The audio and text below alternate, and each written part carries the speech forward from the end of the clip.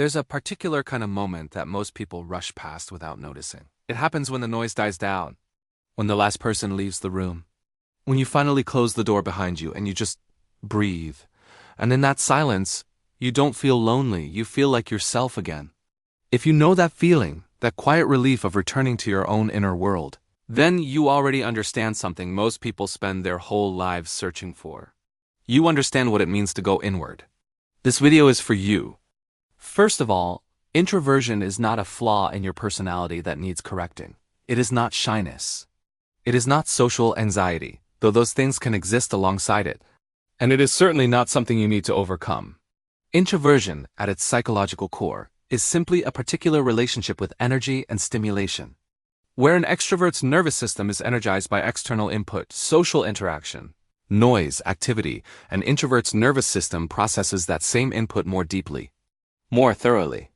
It takes it all in, filters it through more internal pathways, and yes, it takes more out of you because of it.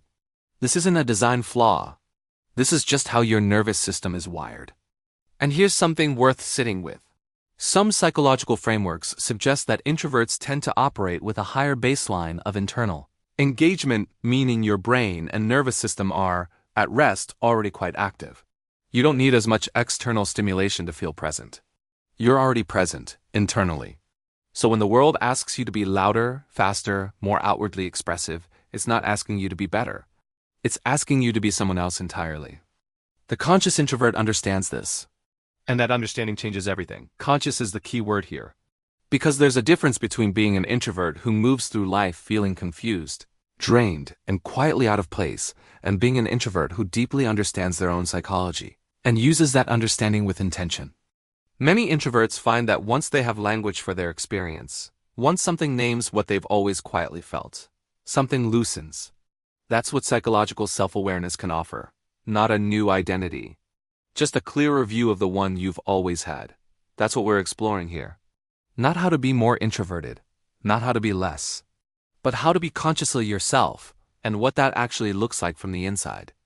You might notice that after a conversation, even a good one, you spend time afterward quietly replaying it, reconsidering what was said, noticing the things that weren't said, feeling something you couldn't quite name in the moment, but that surfaces later when you're alone.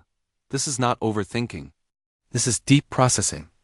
The introvert's inner world doesn't just receive information. It metabolizes it. There's an idea in personality psychology that describes this as elaborative processing, the mind instinctively searching for layers of meaning, connection, and implication in everything it encounters. This is a profound capacity. It's also one that others frequently misread as being slow, quiet, or disengaged, when in reality, something quite the opposite is happening. You're not at the surface of things. You're at the bottom, where most people never think to look. The conscious introvert learns to trust this, to stop apologizing for the pause before you speak, to stop rushing the thought that isn't ready yet. Because what comes out of that depth, when you finally let it, is rarely ordinary. Many introverts quietly carry a kind of guilt about needing time alone. As if wanting solitude means something is wrong with you. As if preferring your own company is somehow a commentary on how much you love the people in your life. It isn't. From a nervous system perspective, solitude is simply the environment in which your system recovers. When you're in social situations, your brain is processing an enormous amount of input, not just words, but tone, body language, emotional undercurrents, the subtle shifts in mood that others don't even register. You feel all of it. And after a while, that level of attunement, that depth of presence, costs something. Solitude is where you pay that debt back to yourself. The conscious introvert doesn't feel shame about this. They build it in. They protect it. Not because they're antisocial, but because they understand that their capacity to show up fully for others depends entirely on how well they show up for themselves first. When you close the door and exhale, that's not withdrawal. That's maintenance. There is an entire world inside you that most people will never see. Not because you're hiding it, though sometimes you are, and that's okay. But because it's simply not built for display. It's built for inhabiting.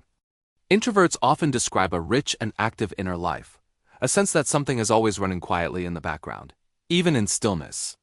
A continuous interior conversation that most people around them have no idea is happening.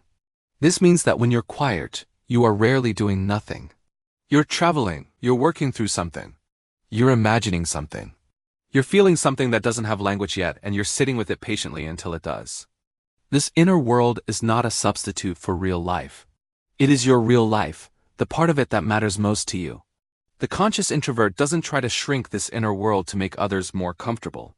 They learn, instead, to honor it, to give it time, to recognize that the quality of your inner life directly shapes the quality of everything else. Your creativity, your relationships, your decisions, your sense of who you are. You probably don't want 100 acquaintances. You want 3 people who actually know you.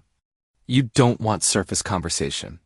You want the kind of exchange where both people leave feeling like they've been somewhere real together. This preference for depth over breadth in relationships is one of the most consistent characteristics of introverted people. And it is also one of the most consistently misunderstood. You've probably been called aloof, hard to read, maybe even cold, by someone who didn't realize that the reason you were quiet around them was simply that you hadn't yet decided whether the connection was worth opening up to. That's not a character flaw. That's discernment. Introverts tend to approach relationships more carefully because emotional investment isn't a small thing for them.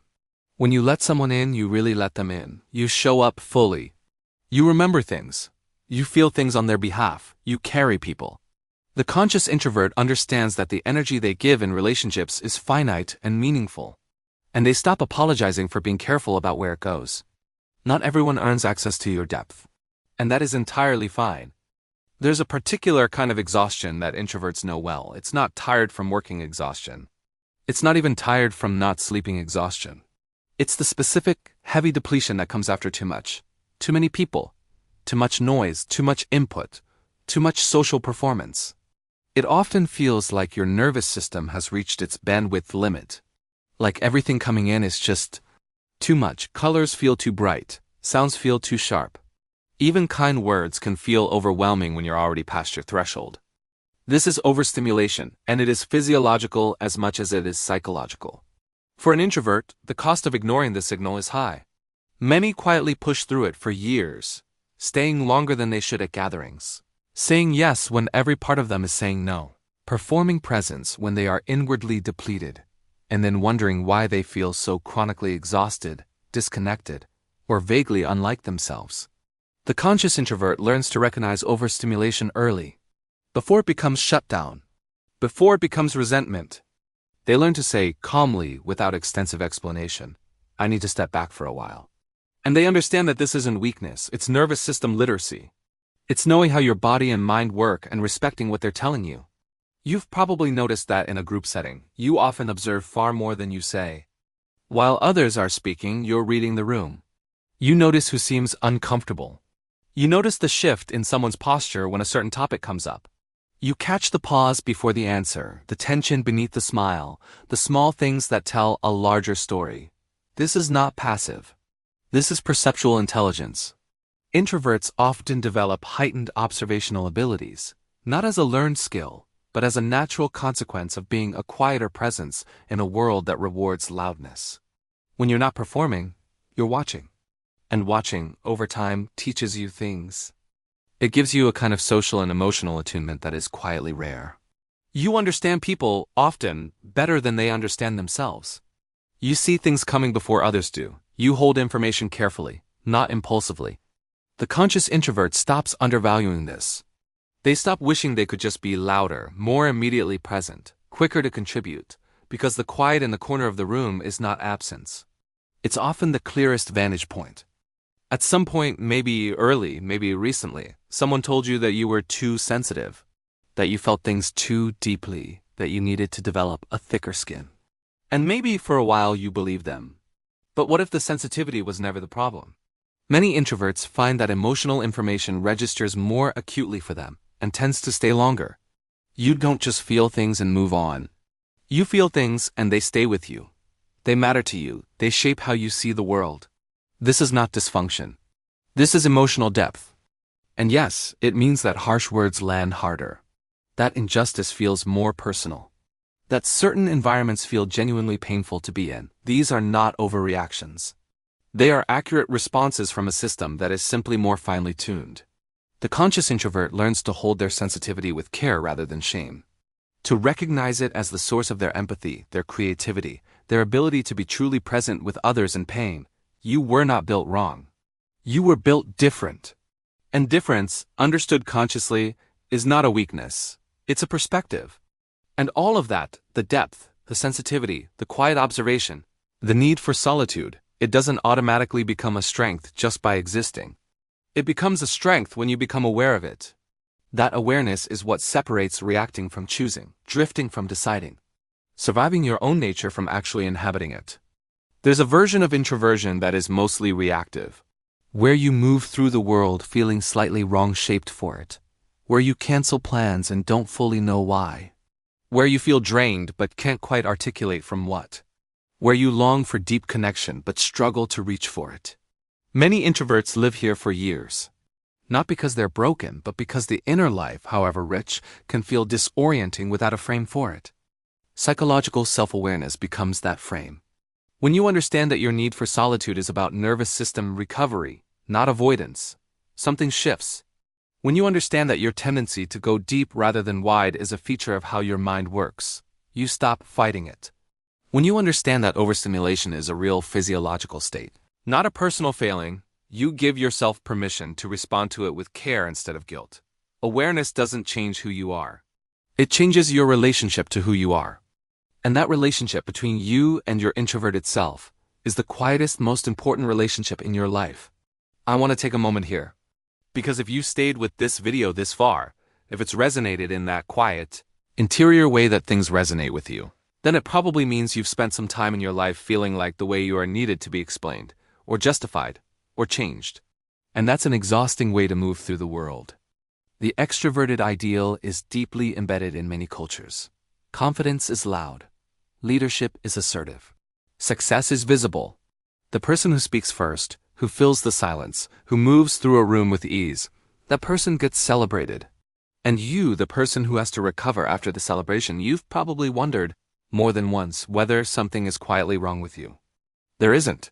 What's happened is that your particular way of being human, your depth, your inwardness, your careful attunement, hasn't always been reflected back to you as valuable. So you've had to work harder to see it in yourself. But it is there. It has always been there. The quiet ones often carry the most. They feel the most. They understand the most, not loudly, not performatively, but in that deep, interior way that leaves a mark on everything it touches. You are not less than, you are differently calibrated. And the world has always had room for what you carry, even when it hasn't made that obvious. So here's the gentle reframe I'd like to leave you with. Being a conscious introvert isn't about becoming a better version of yourself. It's about becoming a more awake version. Awake to what drains you and feeling permission to protect against it. Awake to what restores you and feeling permission to seek it without guilt. Awake to your depth, your sensitivity, your quiet intelligence, and feeling permission to trust it. Consciousness doesn't ask you to be louder or smaller. It asks you to be honest about what you need, about what matters to you, about the kind of life that actually fits the person you are, not the person the world expects you to perform. And maybe that's the most powerful thing an introvert can do. Not to rise up and become more, but to settle down, go inward, and choose consciously to be exactly this. If something in this video found you, let it settle. There's no need to rush what it stirs in you. That's not how your mind works, and you know that. You can sit with it, return to it. Let it become something over time. That's what you do, and it's enough. This is the Conscious Introvert, where quiet minds awaken.